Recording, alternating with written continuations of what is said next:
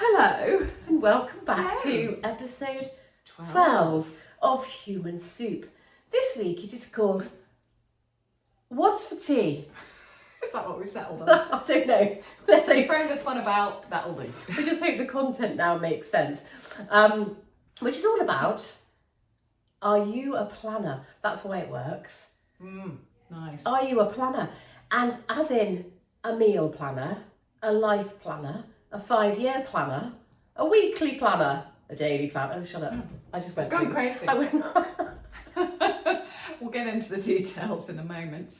As you'll notice, we're not in the sunshine shed today No. because it's 30 frickin' degrees. and I'm sweating like an actual sweaty thing. Yeah, it's not menopause sweats, it's just sweat. Yeah. So we're in my dining room, which is hot but cooler than the sauna that is the sunshine shed. Sunshine shed. Sure. It's Do also it. nice because we are still on like a sunny sofa. It's like the Friends sofa. Yeah, we just need coffee, but that's If you too were a hot as Friends well. character, which one would you be? I'd want to be Chandler. What a legend. Would Yeah, you? he's just hilarious. But I'd want Rachel's outfits. Yeah, nice. See, I didn't really watch Friends, but I've only ever really liked Phoebe. I was going to say, Phoebe is my hero. I You like would be her. Phoebe. There's no question. I like her running style also. She does I can't do it properly without slapping you in the the face. smack. I think if everyone ran a bit more like her, we'd all laugh a lot more. Oh my god, absolutely. Can you imagine running Let's clubs do where everybody ran like it. Phoebe? Half marathon. Yeah. I'd Anyway, do it if sorry. I ran anymore. Can't be on. But intro, we thought we'd introduce ourselves to celebrate this heat wave by, saying what our favourite season is. So I'm Nikki, work in HR, sing on the side, lots of other things. But my favourite season, it actually is summer, and I know we're all moaning about it, but I just like that it gets everyone out and socialising more. However, I love an autumn wardrobe. Is that because you like the colours of autumn or you like putting on a jumper? No, because I'm a winter, so I like the bright sort of winter colours. But I just like there's something about the clothes that's just quite funky, and you can just sort of mix it up a bit more. But I just love the sunshine. So Interesting. summer does win out, even though I'm sweaty. I'm sexy. She is. Well, I don't know. So, sorry, I'm Lizzie Bean. I'm a woman, a performer, a storyteller, a mother. Oh my God, I'm so many things. I work in mental health and wellbeing and basically bop about the world trying to make everyone feel better about themselves. Well, that was quite succinct for me. And I really like being alive. So people ask me this question a lot. And actually, obviously, I like them all. Glad you like being alive. I like being alive, but there's downsides and upsides to them all. I think I really love spring because I love that after a long winter, I have to work quite hard in January and February not to get sad. It's hard. It's hard, yeah. So I like spring, but I also love autumn because for me that's the turn of the season. To me, symbolises the shaking off. So it's always so deep and meaningful. Shaking off of all the old stuff, and then the beginning to hunker down, and then to rethink of new beginnings. Oh, look at that. It actually ties in very I beautifully. just like the heat and going to the pub. Yeah. But I like the heat, but I also love being on holiday in the heat because obviously then you have a swimming pool. Yeah. But what I really dislike about the heat, and I don't really moan about the weather because it's the sort of thing that pisses me off because we can't control it, is that bits of my body stick to bits of my body. So like my thighs are closely aligned at the moment, and my double chin that's coming with menopause, if I'm lying down, sort of sticks to my neck. Your scrotum. Yeah, my scrotum You sticks. call it. Lizzie calls it that. It wasn't me. Yeah, this wasn't being rude. And it has one hair. Oh, look, my boobs coming out. So yes, I don't like the stickiness of the hot without a swimming pool. This is there. So, if anyone's listening and wants to buy us a pool, Or take us on holiday to Ibiza. we're easy. Yeah. We do accept. We do accept gifts Yeah. and No policies here. bribery Yeah. and corruption.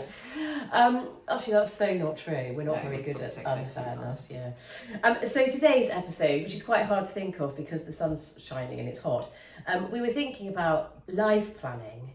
I had basically had an interview the other day for something really exciting that's not in the bag or anything yet, but they were asking me, what's your 5-year plan? And it's the sort of question you get asked in job interviews. It's a very cliche question, isn't it? Where do you want to Yes. be in 5 years? Where do you want to be in 5 years' time? So my first question to Nikki was, is she a planner? Are you a 5-year planner? No.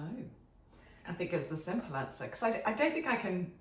It's nice to go in 5 years, I want to be somewhere, I want to be doing better, but I have nothing more specific than that. And I think as I've got older, it's more of I want to be happy and Alive. doing some things I love, alive and less sweaty, as opposed to I want to be in this job, in this level. I think when I was younger, it was almost that. It was that sort of cliche work question of I want to be in this role and earning this much money. And did now you, I just like, don't I give a don't know shit. if you ever did do this, but it's funny when you think about your life, isn't it? I don't really remember my problem. But so did you ever have a 5-year plan? No.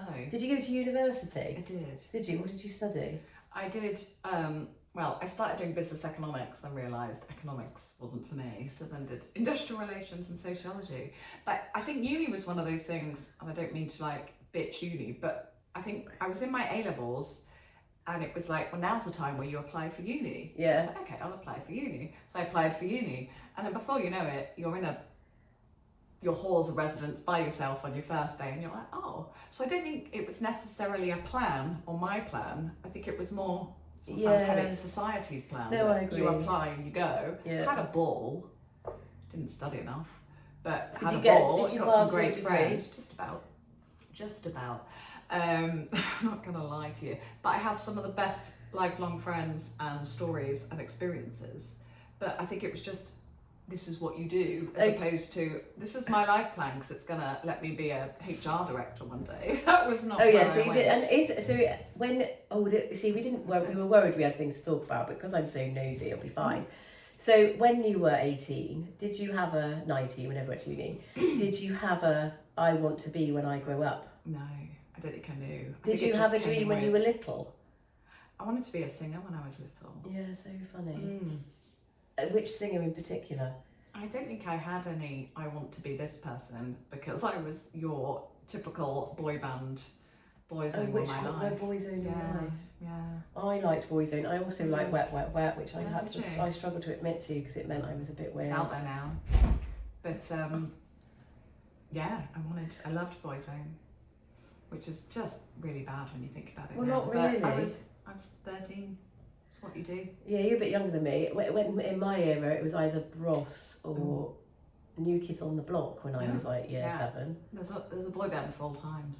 Yeah. Less so now, but so no, I didn't have any sort of I want to be this or that. And then you went to university, and then you left university, and what did you do? I did a bit of recruitment and then into HR. Oh God, no way! I did hated recruitment it. Did you? consultancy. I got fired. I admitted I wasn't happy, so they basically said you've got a month to leave. No, so so- is that similar? Oh yeah, so basically But in my recruitment consultancy, I just have to share this story because there's an injustice at play. They split so you had somebody doing the temporary employment, and then they some perm. split the permanent employment Yeah. into alphabet. Oh. So I was A to whatever halfway down the alphabet is, M. and my colleague was the other end, Okay. M to Z. Yeah. And the reason I got fired is because apparently I hadn't placed enough people in my really? section of the alphabet. But the Yeah. fact of the matter was, I placed people in the other end of the alphabet and loads of temporary staff. Oh no way! And that. And then no one stood up. Fascinating.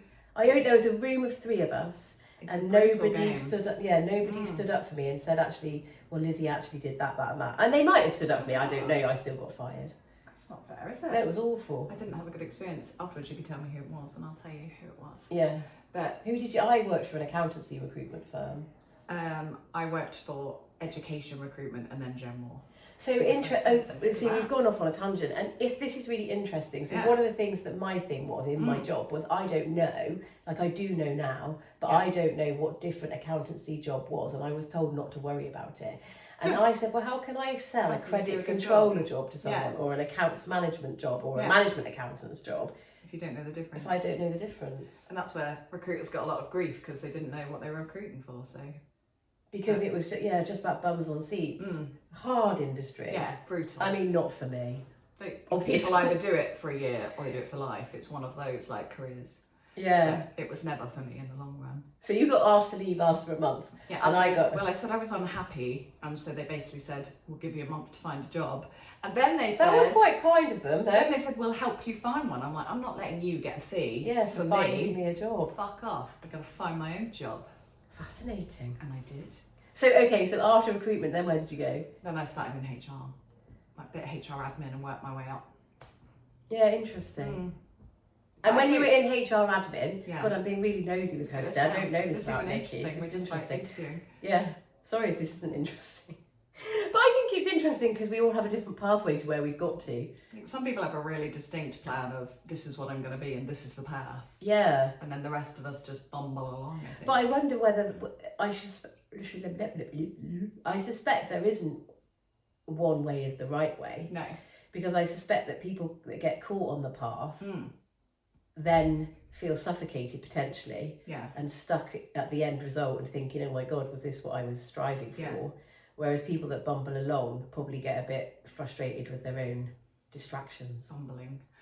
I think we are moving into time, at least now, it's taking time, but if you got on a path of recruitment or HR, once you're there, you're stuck there because you apply for a job to do something different and it's like, no, you've got no experience. Whereas it's becoming the norm now that people don't do the same thing. Like people forever. hop about a bit more. Yeah, and it's taking time for people to like not judge people for having shorter tenure at jobs or different jobs, but I think people are getting better at going, actually they haven't done this before, but from this role they have this experience and that will translate rather than you've not done it, jog on.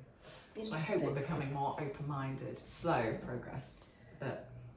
Yeah, and do you still recruit people? No, not now, but when you were in your HR director role, can't believe you were a director of HR. Me neither. That's amazing. Someone gave it to me. I think that's amazing. Did you have to recruit people then? Was that part of your role? Yeah. And so if I'm just being nosy now, if someone applied for a job in like sales, but they'd only got experience in hospitality, would you give them a go? I think it depends on a lot of things. Yeah. Okay. As HR, you sort of facilitate, so it's always the hiring manager, and you spend a lot of time encouraging them to open their minds. So like, I can't find this perfect candidate. It's like, well, the perfect candidate doesn't really exist. So what can you drop? What do you really not need? And maybe give someone a chance. So you do spend a lot of your time trying to convince people that wild card could be awesome. Interesting. But some managers are better than others. And then you got into HR and you worked your way up to HR director. I did. Which is amazing, well done. Thank you. And then you thought, this is not for me, and you jumped out into self-employed life. Okay, so I've got 2 questions now. Which I did not plan. Which you did not plan? No. So, do you wish you were more of a planner? Yes and no. Like, I can be very planful. Like, if I've got something that's planful. Is that a word? That's going to go in our book. Like it is now. Our business book. If I know there's something coming up that needs to be planned, I'll do it. But like, since I've gone out in my business, I know I don't spend enough time going, what do I want it to look like in 2 years and how am I getting there? I think I just think, well, I'm going out there, I'm networking, I'm doing my thing, it's bringing in business.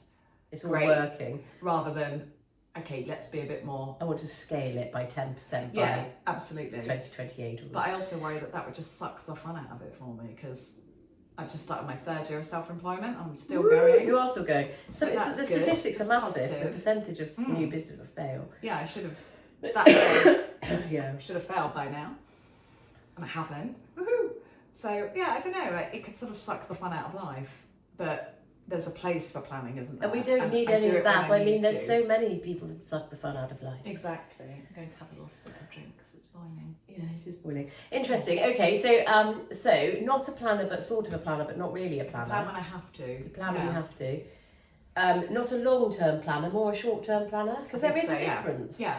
If I'm good if like last year when we ran our marathon open mic for charity, that was an event to plan. Yeah, project so it was planned, it was done. Very timely, etc. That shit happens. But if you said to me now, make a plan for the next 2 years of your life, I'm like, well, I don't want to. I think and why is that? I don't know, it just feels too structured, doesn't it, for life in general. But it is quite nice to tick things off. That is satisfying. I do love a post-it and tick. I call them ta-da lists. Ta-da! Ta-da! So like every that. time it's so fun, and then you like put things on that you've done. Yeah. So then you can go ta-da, ta-da, I'm ta-da. going to start doing that. It's so nice. It's so joyful. Okay, interesting. Okay, I've just basically interrogated Nicki. She's What about you? Well, hang on, I've got another question for you. We're not finished. If you could give some advice to your younger self about careers, like not about life, because those are two very separate things, what would you say? I would say just take opportunities, because you'll be offered things that are really scary, like a new role, or maybe to work on a project, or something like that. So I had the opportunity a couple of companies ago. My company was owned by an American company, and my boss always used to say, would you go to America on a secondment? And I was like, no, because I was married at the time, had a mortgage, all those sorts of things. I was like, no, absolutely not. And then I got divorced, and he said, would you think about it now? So I just went, yeah. I just thought, fuck it. Yeah, with and a the PH. next thing I know, exactly. Yeah. On brand. On brand. And then a bit like the uni example, next thing I know, I'm on a fucking aeroplane and I'm going to America by myself for 3 months. And it was the most terrifying thing I've ever done. But I thought if I hadn't said yes, it was a hell of an experience. And actually, it was all right. I didn't love it. It was actually quite lonely. But I'm glad I did it, because I said yes, and it gave me loads of great experience that I can now talk about, and I learned more some random courage. things about American employment law. And and that courage to go, I'm just going to go and move to a new country for 3 months by myself, where I don't really know. I knew a couple people from work, but that was it. And without that, I wouldn't be where I am today.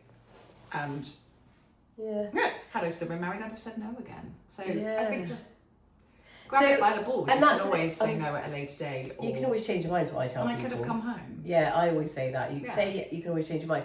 Yeah. But okay, so hang on, I'm going down another tangent now. This is horrible for her. It's like I feel 400 questions. So I had a conversation yesterday with somebody about confidence, and I actually said that I think that we're pushing confidence on young people rather than courage. Oh, that's interesting. Because I feel like, and for me personally, lots of people will say, God, Lizzie, you're so confident. And I am, like, if I'm in my work environment, because I know what I'm talking about, and all of that. Oh, she's playing footsie with me now. But it was born of courage, not of confidence.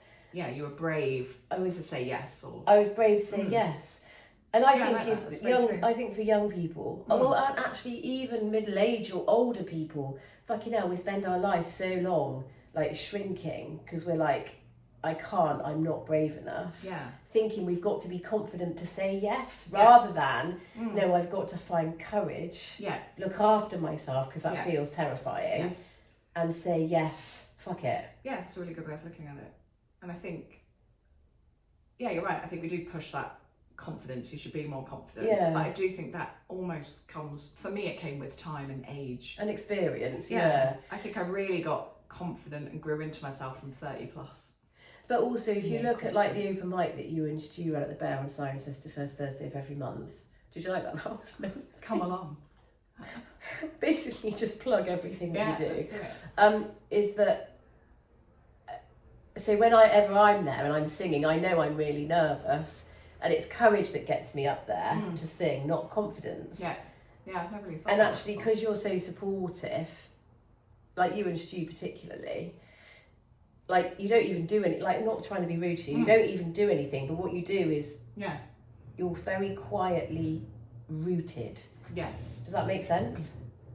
I don't know if you know that. Don't know. It's your energy more than anything else. I think we try and make sure that everyone who stands up, whether it's the 10th time or the first time, they know we're with them. So I could spend the night going around talking to everyone, but I don't, because I feel like I'm working and I'm there to support. So if someone's singing, I like to stand and listen. Yeah, I like to listen. So that they know, because everyone's chatting, but they are listening, but I want them to know that I'm actively listening. Yeah, and that you're with them. Because, and it is a really funny... Oh, look, I've managed to get all sorts of shit in here now. So talking about psychological safety at work, right? Oh, yeah. So, because I get... but when I work in the corporate space and I'm talking about being psychologically safe for everybody, apart from the fact there's an element of let's understand each other, one of the big things is just make people feel like you've got their back. Yeah. And when doing improvised comedy has been a massive I can imagine. Learning curve in that space, because when you do like theatre productions, there can be a lot of egos involved in terms of, people want to be the best and they want to be the shiniest and be the star. And that's fine, because that's what it's about. Yeah. But like in improv comedy, although that can happen a little bit, mainly it's about how can I support this space so that we get a brilliant, funny outcome. Yeah, as a group, not as an individual. Yeah. And when we came to see you see that it is about like it's so high-fiving. Yeah, absolutely. You can see you've all got each other's backs and you're all there to help each other. Yeah. But yeah. And if it goes wrong and someone messes up or isn't fun, or a joke happens and it's not funny, which obviously happens. I mean, very rarely. I'm joking. Not with you. Don't be so silly. I mean, it's almost funny as well, that, because then the joke, nobody laughs, and then you just leave the silence hanging, and that's really funny. And that's funny. And that's funny, yeah. So you can't lose. You can't lose, really. So long as you put your ego in your pocket. Yeah, because it's gonna happen, isn't it? Because it's gonna happen. Say things that fail miserably. Yeah. Yes. And that is courageous. I think you're so brave. Yes, courage. Exactly. But then it is like even doing new projects. Like Scientist Music Academy. I don't know what's wrong with me today. I think it's like she's not being paid. I'm not being to paid. sponsor all my things. And we'll talk about I need a QR code that I'll bring up when you if close anyone the wants to learn to play an instrument, we're opening in August. Yeah, so funny. Or can teach an instrument. But even doing new projects that feel quite heartfelt. Because I know that you and your husband, Stu. We could have called this human stew. Human stew. Not human stew. And then it would be all right if it had lumps in it. Do you know that's our least watched episode? Is it? With lumps. Maybe it freaks people out. But even with, I don't know where I was going. What I was going to talk about was projects that feel quite close to the heart, like which I know it is. It's very personal because you really love it. I don't know what I'm saying about that, but that's courageous. It's putting yourself out, because it's like, I described it yesterday, it's like, when you have a party and you invite people and you're scared no one will show up, you put a project out there, a show, your one-woman show, and you're literally, it becomes this personal, like, if people don't show up, what does that say about me? And it's not that.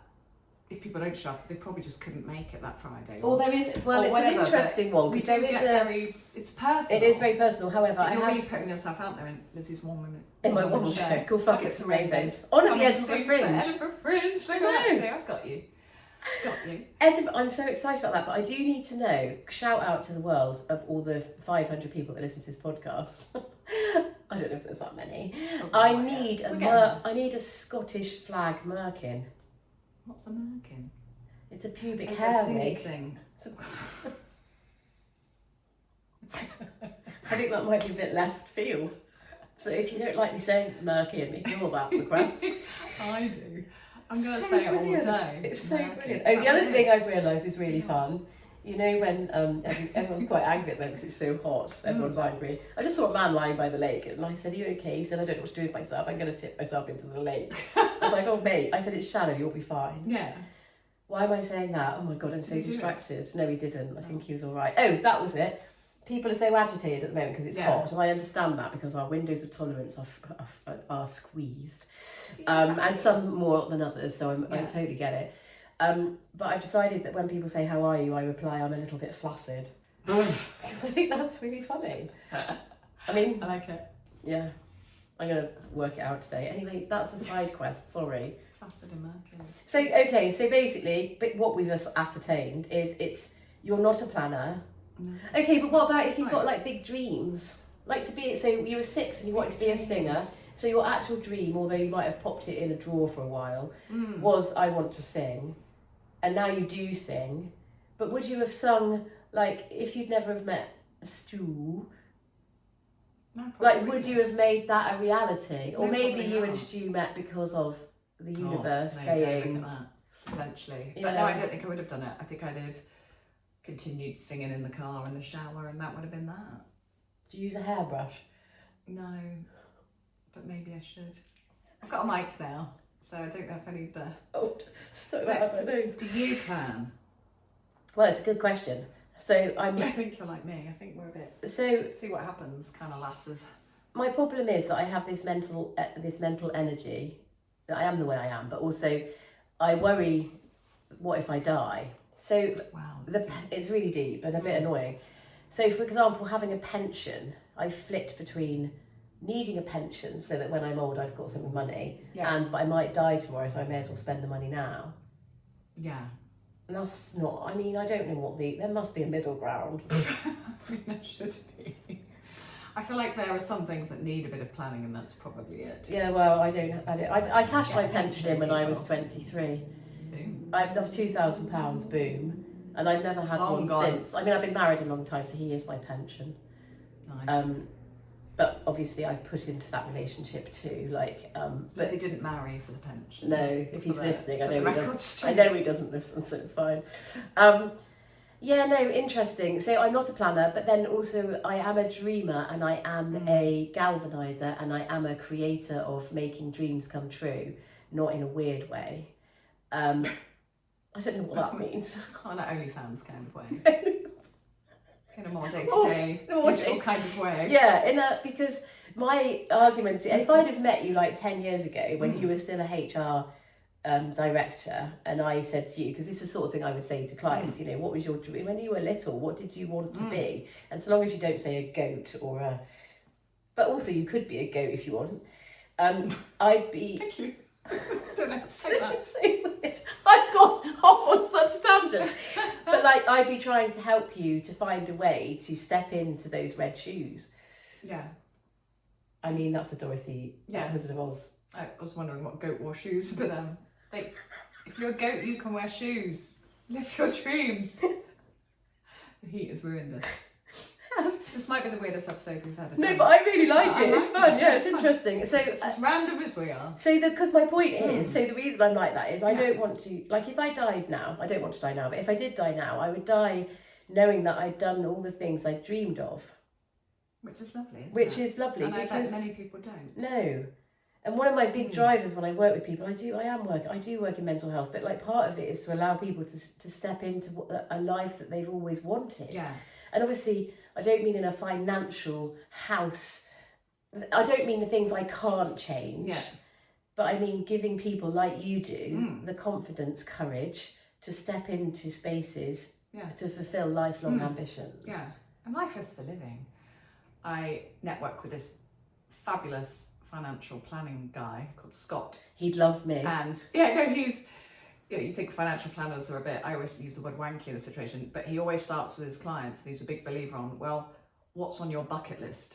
Because it's great to save forever, but what are you saving for if you don't do the things that you've been excited about and you've worked towards your whole life?